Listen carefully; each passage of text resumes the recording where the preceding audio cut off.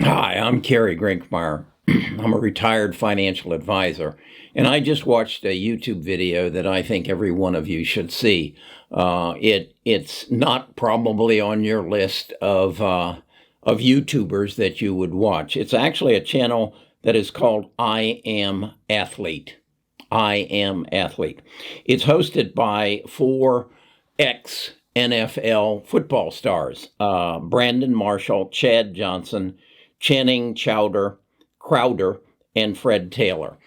Fred is probably the oldest one of them, and his name came up immediately. I knew who he was, but some of the others I weren't. And what I realized is they had a very unique perspective into investing, and I think it's something that each one of you should consider, because the numbers are different, but the decisions are the same.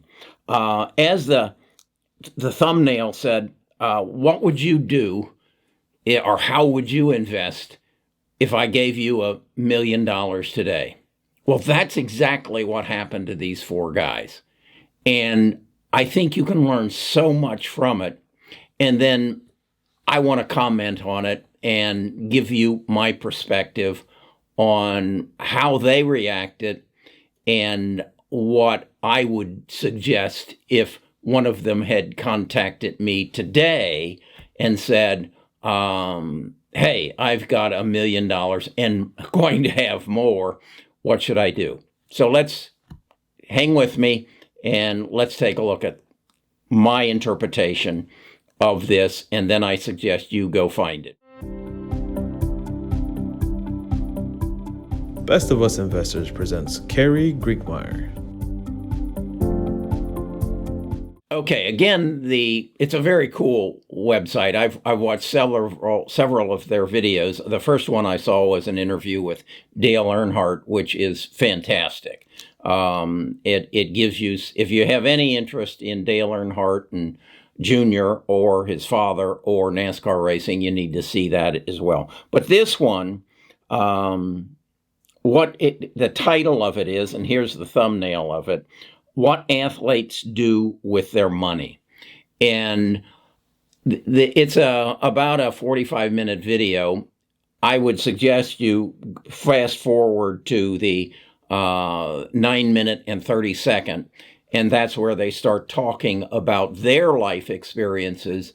And that, I think it was Brandon said that he was drafted in the third round, and he received a check for over $1 million.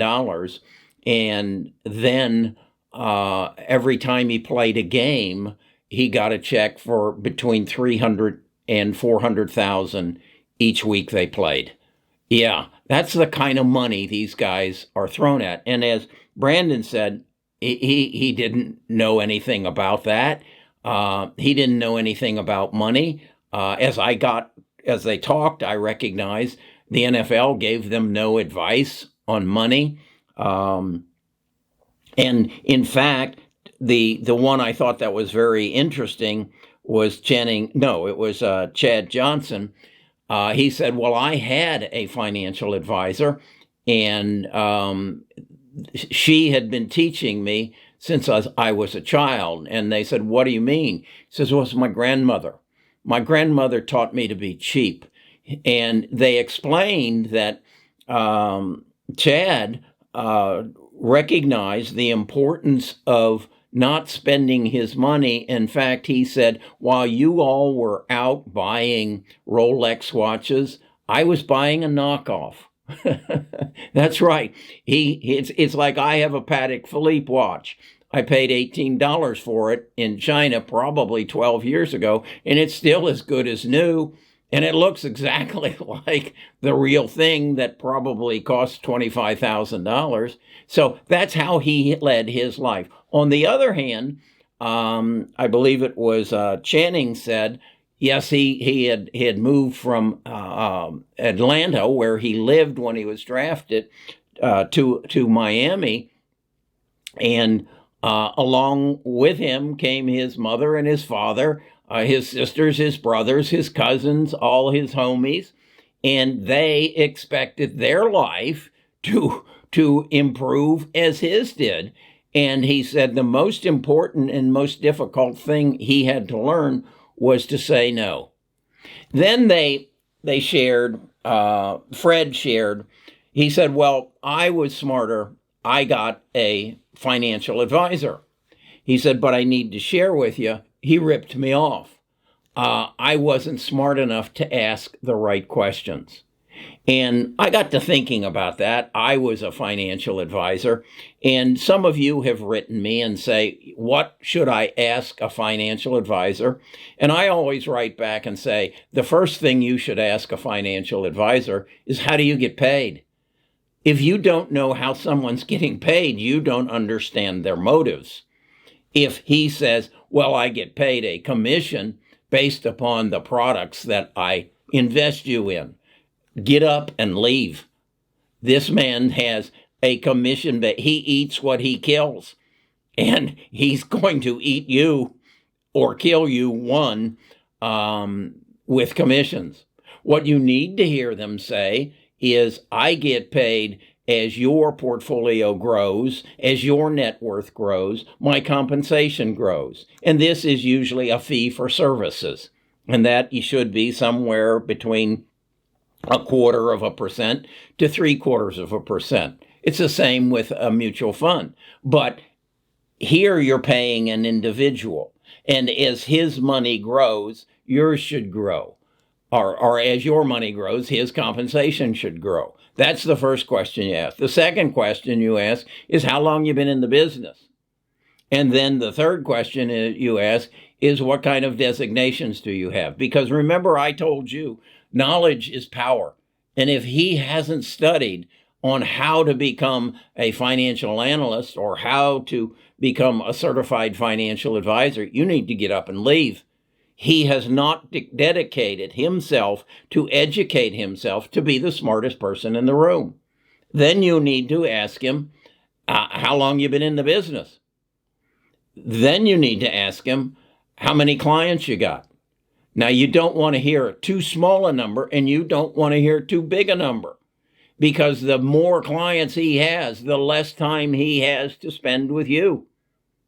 The next thing I need to ask him is, how often do you look at my portfolio?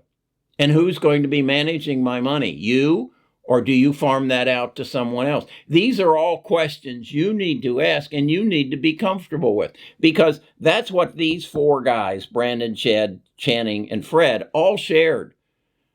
They got ripped off.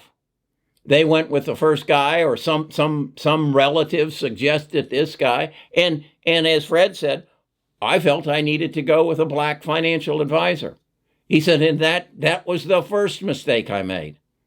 No, I don't care what color they are, but don't base your decision based on other people's opinions. And then don't just walk away and let him or her do with what they want with your funds.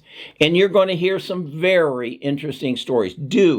I Am Athlete, a phenomenal channel of these four guys expressing their stories, their life stories, and particularly the one with, I believe it's Chad Johnson, yeah, and how he tells that he, in his first 2 years, didn't rent an apartment, didn't buy a house.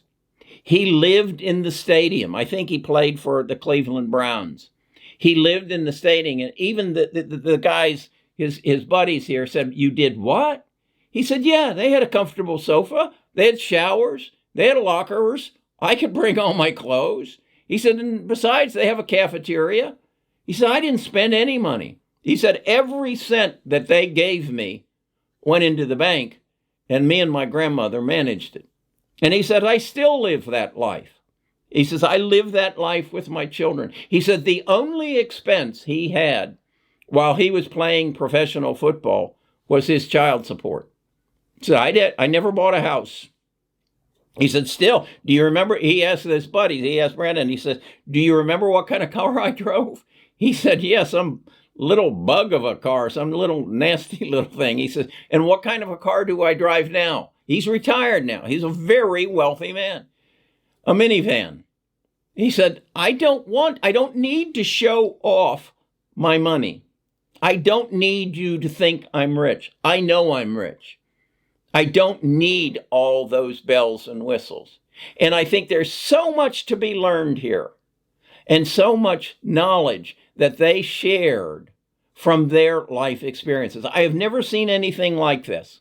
I think we all envision that these athletes get all this money and they're instant millionaires. But what they all shared was when the career ended, the money ended. And that's the mistake I think they made. I think they did not recognize when they were famous, when they were household names, that's when they needed to monetize their personality. They needed to monetize their fame. They needed to create a YouTube channel, a Instagram page, and they need to learn how to monetize that so that when they do step out and they're no longer catching passes or running the football, that their fan base is still there and they still have something to add, just like these guys do now. They've got just shy of 1 million subscribers. So they are monetizing their channel. And I hope they have created a Discord. And I hope they have created merchandise. And I hope they have created affiliate marketing. And then, by the way, Brandon, Chad, Channing, and Fred, if you haven't done that, get in touch with me. Get in touch with me, and I'll teach you how to do it. And I'll do it in exchange for the wonderful videos that you put out. I watched one, I think I told you the other day, with Dale Earnhardt Jr. I like racing. I grew up in Indianapolis. I went to the first Brickyard 400. I still have my ticket, an unscathed ticket. And these people have so much to share and so much to make our lives better, and these 4 guys are doing it. Go to I Am Athlete. Some of them, they don't really appeal to me, but this one does. This one does. And guys, I Am Athlete, if I can help you in any way as a financial advisor, as I'd love to come onto your show and talk to your audience about my philosophies on investing. And again, to just reiterate that, I believe in investing in the future.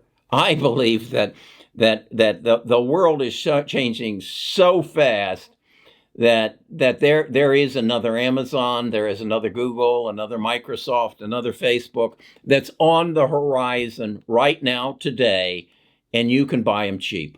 And they are in the fields that are stimulated by the change that is happening in our world. It's just like today. What's on the top of the news? What's on the top of the news today? Cyber security, an event. Some what did they call? Hoodlums, gang, whatever, in Russia, shut down our pipelines. Our gas prices are going up. That's an event. That's another one of those events that are said in brackets, this can never happen again. And there will be a ton of money put towards it. You need to own Palantir. Just as the pandemic, this will never happen again. World War II, this will never happen again. The 9/11, this will never happen again. These are things that change our world. And as an investor, all you have to do is figure out, how do I get in front of them?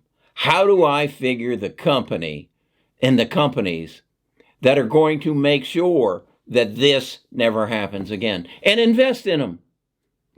They're in the future. Are they profitable today? Probably not, because they are an undervalued asset. The world has not woken up to them to say, This is going to be a very valuable asset. It's like I've told you many times. The most invaluable asset you own today is what? It's your data. And what are you doing with it? You're giving it away. You're giving it to Google. You're giving it to Amazon. You're giving it to Facebook. And you're giving it away. You need to change what you're doing. And it will change. Someone's going to help you. Someone's going to connect the dots and say, Carrie, we can help you monetize your data. We can help you get paid for it. And then the game changes. So that's how I invest. I find the undervalued, unrecognized assets that are going to be facilitated and monetized by change. Just watch the news. There's change every day. Black Lives Matter, that's a change. Pandemic, that's a change. Cybersecurity, we got hacked. Our oil prices are going to go up. That's got to change. Okay, go to I Am Athlete. Watch this. It is enlightening. And it's informative. Now, you probably aren't going to be handed.